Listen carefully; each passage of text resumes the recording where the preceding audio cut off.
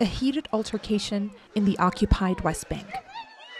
An Israeli settler on the right in the red t-shirt walks up to a Palestinian and shoots him.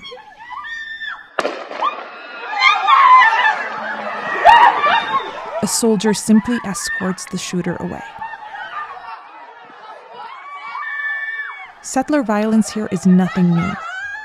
But Palestinian villagers say that since the October 7th Hamas terror attacks on Israel, settler violence seems more aimed at driving them from their homes. Since the war began, they've come to us every night. One time, they dragged my husband for 50 meters along the ground. They beat him very hard. They told him, "You have 24 hours to leave. If we come back and find you here, we'll shoot you." They told us to take all of this down ourselves. They said we had to demolish our own home. Susia is hot. It's windy. Its terrain is tough. But for Halima's family, it's home. A home that now hardly has any water. Villagers say settlers destroyed most of Susia's wells and blocked the entrance to the village with boulders. Yet they refuse to go. In another part of the occupied West Bank, the intimidation has worked.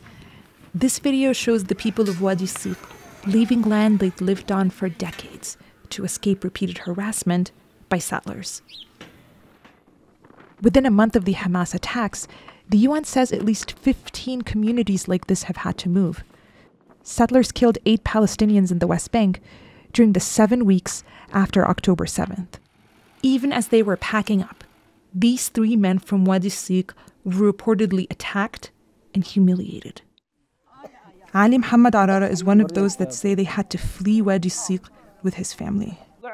We left against our will. We didn't leave just like that. We left under fire because of the beatings. In a written statement to DW, the IDF said its soldiers had a duty to protect Palestinians against violence. If they failed to intervene in cases of attack, they could face disciplinary action. Around 500,000 Israeli settlers live in the occupied West Bank. The settlements are considered illegal under international law, but they continue to grow with the support of consecutive Israeli governments. A pro-settler NGO co-founded by Israel's current far-right finance minister arranged a tour of the South Hebron Hills for journalists from around the world. The aim? To dispel, quote, fake news about recent reports of settler violence. As the foot soldiers of Palestinian independence. That's who was living here. That's who was being paid to stay here. And they're not here now because they stopped being paid. We stop in Khirbet Zannuta, one of the villages both the UN and Israeli human rights group B'Tselem say has been vacated due to settler violence. When the war broke out, they packed all their stuff onto trucks and moved, knowing that with the massive Israeli army presence here now, and the possibility that the law would actually be enforced, this was not a very favorable place to be. They picked up all their stuff and relocated, which is what Bedouin do.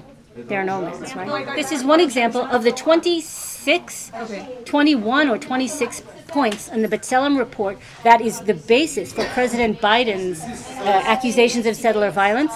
The vast majority are like this. So never any violence. There is no settler violence. These people just up and left. Correct. 100% correct. It's a lot to take in. To the settlers, Palestinians are, quote, squatters, as their homes lack Israeli building permits. The settlers say they are the ones under threat. Palestinians killed 4 Israelis in the West Bank during the 7 weeks after October 7. To the settlers, reports of increased settler violence are nothing but an attempt to undermine their community, the military that protects them, and the government that backs them. Just a 15-minute drive away, we're back in Susia. To Halima, the threat feels very real. She sleeps with her girls here, on this trailer, not because it can move, but so she can better see and hear if attackers come. I ask her what she wishes for. I wish for safety and security. I just want to have a stable life. My daughters are growing up and they need a room of their own. A room of their own right here. Not such a simple wish in this land that is so bitterly fought over.